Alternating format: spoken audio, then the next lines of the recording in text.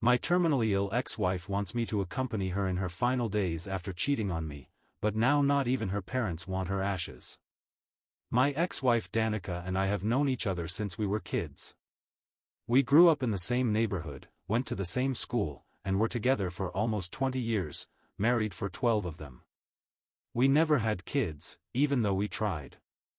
She had a miscarriage a few years into our marriage, and things started to shift between us after that. She became more distant, and I kept trying to support her, thinking she just needed time. The real damage began when I discovered she was having an affair. It wasn't some one-time mistake, it had been going on for months, maybe longer, with a guy she met in her yoga class. I didn't find out from her. I got a message from the guy's wife. That was the first time I even suspected something was off. When I confronted Danica, she denied it at first. But once I showed her the evidence, she stopped lying. She said it was a mistake, that she no longer felt seen, and that it just sort of happened. I walked away and we got divorced. I told our mutual friends what had happened, and then, for the most part, I stepped away from that circle. Some stayed in touch, others didn't. A few urged me to forgive her because, according to them, Danica was just going through a rough patch. I didn't care what she was going through, nothing justifies infidelity. I didn't want to stay bitter. I just wanted to walk away. I had been trying to keep our marriage alive on my own for far too long, and I wasn't going to stay with someone who, in the meantime, was trying to keep other things alive inside her body. It's been about 2 years now. I've moved on. I'm not seriously dating anyone, but I'm in a much better place mentally than when I left that marriage. I rarely think about Danica. That relationship was already over before I even realized it, and I've made peace with that. Then a few days ago, I got a call from Marin, one of the few mutual friends I still talk to from time to time. She told me Danica has stage 4 pancreatic cancer and that it's terminal. Apparently, she's been given less than 6 months. Danica has been asking for me. She wants to see me. Not in a romantic way, just emotionally, I guess. She says she's scared, feels alone, and that I'm the only one she truly trusts. I didn't know how to respond. I haven't seen her since the divorce was finalized. I haven't heard a single word from her, not an apology, not a closure. And now that she's dying, I'm supposed to show up and be her support system? Like nothing ever happened?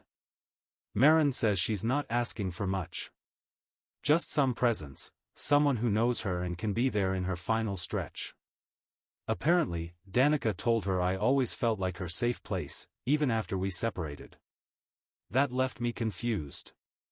I don't know if it was meant to be comforting, manipulative, or something else. I just don't feel right. I don't hate her. I'm not angry every day. But I haven't forgotten what she did. I was there for her when we lost our baby. I was there every time she shut down and didn't want to talk. I handled everything while she went through her ups and downs. And when I needed her to at least be honest with me, she gave that part of herself, and more, to someone else, and let me find out like a fool. And now that she's dying, I'm supposed to be the one she leans on. I haven't said yes. I haven't said no either. I've just been thinking. Part of me feels like it would be the decent thing to do, as a person, as a human. But another part of me keeps wondering, where was that care when I needed it? Where was the respect when I was trying to hold everything together? I don't know if she's trying to fix something or if she just wants comfort at the end. And I don't know if I have it in me to give her that. I don't feel like I owe her anything. But I also don't want to carry guilt later for not being there. I'm just trying to figure out what the decent decision is here. I don't want to be a hero or a martyr. I don't want to relive the past. But I also don't know if I can look at this situation and say, yes, without feeling like I'm betraying myself. Would you? Is it wrong to say no? Update 1. But on the other hand, I can't ignore it. And even though this hasn't affected my daily life, it still bothers me to know that other people see me as the bad guy, when it was her. Maybe the cancer is karma for what she did, not the tragedy of a poor woman who suffered through her marriage and is now suffering again. And I don't know if I can just stand by and let her go out that way, not for her, and not for myself. I know not everyone will agree with my decision to visit my ex, but it opened my eyes to what's still happening behind my back. This whole thing feels like a delayed aftershock, like the damage never really ended until now. I got what I went there for, even if it wasn't what I expected. Whatever happens next, she's going to have to face it without me. I'll update if anything changes, but for now, I'm done. Update 2. Alright, fine. I'm a liar. I went back. Sue me. But not to comfort her, not to support her. I went back to ask one question: why lie? I already knew the answer, but I wanted to see her say it. When I arrived, she looked surprised. She even smiled, thinking maybe I'd changed my mind. I swear that's not my intention, but I'm also not sorry if she thought that. I asked her directly, why did you tell your family that I abandoned you? Why are you still lying? She looked at me, tired, and just said, they wouldn't understand. I didn't want them to hate me if they knew what I'd done. I stood there for a moment, waiting for more. Maybe a real apology. Maybe a flicker of remorse. But nothing came. She shrugged again and said, what does it matter now? Just let me die with that, at least. It doesn't affect you that much, and it'll give me peace in the end. I told her I wasn't going to play her game anymore. She didn't have the right to turn me into the villain just because she's dying, and so she could leave this world with a clear conscience. Then she started crying. She said she was scared. She didn't want to die being hated. That I was the only person who really knew her. I was about to leave when she said something that froze me in place. She said she needed to tell me the truth before it was too late, that the yoga guy wasn't the only one. Her reason for saying it? She wanted to die with a clean conscience. She said it softly, like she was confessing to forgetting to take out the trash. Not like she was admitting something that could break someone in half. There was another affair. A short one, apparently. With some guy from work. It happened while I was taking care of my mother during her final months, basically living in the hospital back then. She said she barely remembered it. That it meant nothing. That she was just in a dark place. All I could think about was how I used to run home every night from the hospital, thinking we were grieving together. While I was sitting by my mother's side, watching her fade, Danica was cheating on me. She would have never told me if she weren't dying. And even now, it felt like she said it just to unburden herself, not for me. I just left. Then I called Marin. I told her everything. I told her Danica had lied to everyone. That it wasn't just one affair. And that I wasn't going to keep covering for her anymore. I didn't ask her to take sides. I just said if she was going to keep protecting Danica's image, then there was no point in us continuing to talk. Marin was silent for a moment, then said she was sorry and claimed she had no idea about any of it. A couple of days later, Danica's sister messaged me. She said she was hurt, that she had to find out through Marin. Said she didn't know what to believe anymore. I told her that wasn't my problem. If she wanted the truth, she could ask her sister directly. I don't feel guilty about any of this. I'm not trying to destroy what little life Danica has left. But I'm not going to protect someone who threw me away and lied to everyone for years. If the truth comes out, it's not my problem. It's what's deserved. I'm not going to stay silent just because she's dying. I'm not going to do anything to her, but dying doesn't wipe away the sins of the living. And I'm not going to pretend it does. I'm not holding out hope that divine punishment will catch up to her. I don't even know if I believe in that stuff. So if anyone asks me, I'll tell the truth. I won't go shout it from the rooftops or post it in the city's biggest newspaper, but if Marin has already started telling people, then that's not my problem either. If Danica wants peace before she goes, she can start by telling the truth. That's the only piece she should be looking for. I'm done carrying her weight. She asked me to be there while she dies. I won't be. She had plenty of chances to be honest when it actually mattered. If she had just told me she didn't want to be with me, for whatever reason, before cheating, I would have been there with her today. But now? I couldn't care less. Update 3. A few days after everything, I thought the story had ended. I had already made peace with my decision to walk away completely. Let my ex face her final judgment, but the judgment of those still living.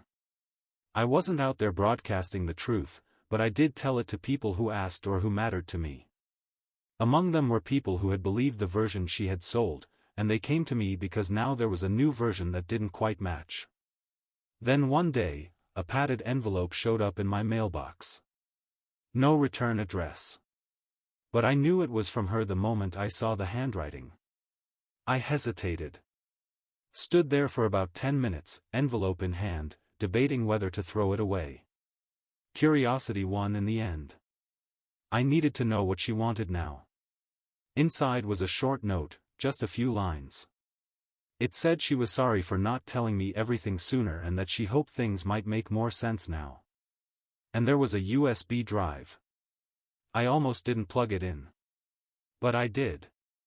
It was just her voice. A recording. She was talking to herself like it was a diary entry. She said she knew I probably wouldn't talk to her again. Said she didn't blame me. And then she began explaining things I honestly didn't think I wanted to hear anymore. But I listened until the end. She said the infidelity didn't start when I found out. That wasn't the beginning. She had cheated on me a couple of times even before we got married, and kept repeating that pattern every few years whenever things got hard. She justified it by saying she was afraid of losing her identity. That when everything felt heavy, when I lost my job for a while, when her mother got sick, when we tried and failed to have a child, she felt like she was drowning and didn't know how to ask for help. So she did the only thing that made her feel in control. She didn't cry in the recording. Which tells you a lot about how unfeeling she really is. Her voice was calm, sometimes slightly shaky, but there were no sobs, no guilt-soaked monologue. Just exhaustion, like she had rehearsed it 100 times and just wanted it out of her system. And then came the part that truly broke me. She said the miscarriage wasn't natural. It wasn't a spontaneous loss. She knew the baby wasn't mine. She had gotten pregnant during one of her affairs, and had ended it quietly. I blamed myself for years for not being more understanding after it happened. I remember staying up with her those nights, thinking we were going through something awful together. But it was just me, the only idiot grieving for something that wasn't even mine. She said she never intended to tell me. But everything was catching up to her, her body, her health, her conscience. And now, time was running out. She didn't ask for forgiveness in the recording. She didn't say she wanted to get back together. It felt more like a last-ditch attempt to cleanse her soul. Like maybe confessing this would unlock heaven's gates for her. All I know is, I listened to the whole thing. Then I sat there for a long time afterward, completely numb, with all this truth dumped on me like a pile of ash. The worst part is, she probably did the math and knew there was no way the baby could have been mine. But I also think she told me now just in case there was even the slightest chance I didn't already know. I can't believe how sick all of this is. I am so far beyond myself at this point. I don't even know if I wish she weren't dying, just so I wouldn't have discovered any of this. Maybe living in ignorance, thinking I'd separated from a woman who cheated just once, would have been better. I haven't told anyone what was on that USB. Not Marin. Not her sister, who still messages me with more questions about everything that's happened. I don't know why I'm keeping it to myself. I think it's because it just feels too heavy to tell people who actually know me. Doing it here, anonymously, with strangers, it's easier. Still, I know the day will come when others will hear that recording. Honestly, I don't even know who I married. I don't think I ever really knew. You can know someone for years, your whole life, even, and still not know a single gram of who they really are. It's strange, because I don't even feel angry anymore. I'm just hollow. It's a kind of tiredness mixed with helplessness and disbelief. Not the kind you sleep off. A much darker, twisted exhaustion, like the kind that lives inside her. She said I deserved the truth. But I think I deserved it years ago, when it still could have changed something. All she did now was burn down whatever remained. I'm not going to reply to her letter. I'm not going to see her again. I thought I'd feel something writing all this out. But I feel nothing. Maybe this is what grief looks like when it's fused with betrayal. Update 4. She passed away 2 weeks ago. Pancreatic cancer finally did what nothing else in her life seemed able to do, bring it all to an end and wipe out the real cancer, which was her. It was her sister who called me. She said the funeral would take place in a few days, and that Danica had mentioned me a lot in her final moments. I thought that would be the end of it. But then they asked me if I wanted to say a few words during the service. They told me, word for word, you were her first love. It would mean a lot to the family. I didn't say yes right away. I didn't say no either. I thought about it. I thought about everything. I knew exactly the kind of speech they were expecting. They knew about the infidelity, but they expected that now, with everything that had happened, I would say a few kind, polite words and let that be the end of it. Something about childhood love, a long journey together. Maybe even a line like, things just didn't work out. But after everything she did, after everything she hid, I decided I wasn't going to pretend anymore. Not for her, not for her family, not for anyone. I agreed to speak. The funeral was held in a small local chapel. Probably the worst place to say the things I was about to say. But if there is a God, I hope he can forgive me. It wasn't full, but there were a fair number of people there, her family, friends, some people from the yoga group she used to attend. No, the guy she cheated with wasn't there. There were people I hadn't seen in years. Some looked surprised to see me, especially those who knew about the first affair. The officiant gave a short speech. Then Danica's sister spoke. Then one of her friends. Then it was my turn. I walked to the front, took a deep breath, and kept it simple. I said I wasn't going to lie. That Danica and I had known each other nearly our whole lives. We were together for almost 20 years, married for 12. That's a long time to share a life. Long enough to believe you know someone. I said our marriage didn't end because we grew apart. It didn't end because of stress, money, or boredom. It ended because Danica chose to cheat on me, more than once, with more than one person. I told them she had an affair while I was caring for my dying mother. That she had another one after that. That she kept secrets right up until the day she died. And I told them that the miscarriage we had was not a miscarriage at all. That she terminated the pregnancy because the child wasn't mine. I simply told the truth, exactly as it happened. I didn't try to make my speech bigger than it was. If it felt big, it was only because of the weight of what Danica herself had done in her life. I said I wasn't there to mourn someone I no longer recognized. I was there to make sure the truth didn't die with her, wherever she had gone. And that neither the place nor the timing was going to stop me. This woman lied to my face. She rewrote the history of our marriage to make herself look innocent. I felt nothing for her anymore. Then I stepped down from the podium. No one tried to stop me. Some people left before the service was even over.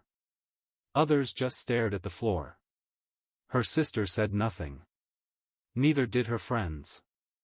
And honestly, I don't know how I would have reacted if someone had told me, "You ruined this for Danica."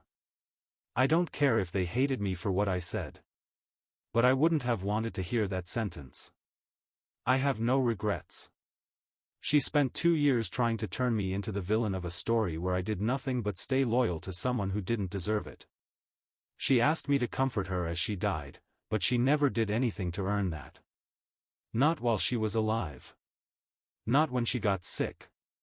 Not even in that final letter. So I did what she never had the courage to do. I told the truth. Not just for me, but for everyone she manipulated. For everyone she lied to. That abortion she chose to have, out of fear of being found out, or whatever it was, could have been her sister's nephew. Her parents' grandchild. And maybe, just maybe, it could have been my child. People deserve to know who they are mourning. I'm not carrying her lies anymore. Right now, Marin has a copy of the audio files. And what she decides to do with them, I couldn't care less. I said what I had to say. If anyone wants to believe me, let them. I'm not naive. I don't think that just because people hear the recordings, they'll suddenly take my side. Every day, a politician gets caught on camera stealing, and people still defend him. So I don't see why this should be any different. But the recordings are there. And anyone who needs to hear them to believe the truth, can. Update 5. Since some of you asked me to share the aftermath of my speech and the audio, I'm writing this post, which I hope will be the last. This isn't one of those stories where the ex shows up with some new twist. Although, to be honest, my ex always did seem to have one more thing to reveal. I just hope I don't get a call from her lawyer with some final surprise waiting. But if it hasn't happened by now, I doubt it ever will. I'll start with her parents. They listened to the audio, thanks to Danica's sister. I had a conversation with them, and it was a bit tough. They apologized for anything they may have done, although in my eyes, they didn't do anything wrong. They never blamed me for the divorce or tried to get in the middle of it. But clearly, they hadn't known about the affairs, let alone the things mentioned in the recording. The most shocking part is that Danica had requested to be cremated. Her parents had the ashes at home. But after hearing the audio, they were on the verge of throwing them in the trash. In the end, it was her sister who kept them. She called me too, to apologize. And I don't hold a grudge against her for keeping the ashes, as if it somehow meant she was defending Danica after everything she did. The truth is, I don't care. I'm not going to worry about the ashes of a horrible person. After that, I got calls from a lot of people, too many to list. There was also silence from others I had expected to reach out, but never did. Curiously, I was also contacted by people I never would have expected to hear from at all. And that's how it's been. Those are the consequences. The only consequences that really matter to me are these, that now I see all of this as just a rough patch in the road of my life, and that with my ex-wife no longer in this world, it's finally time for me to move on with mine.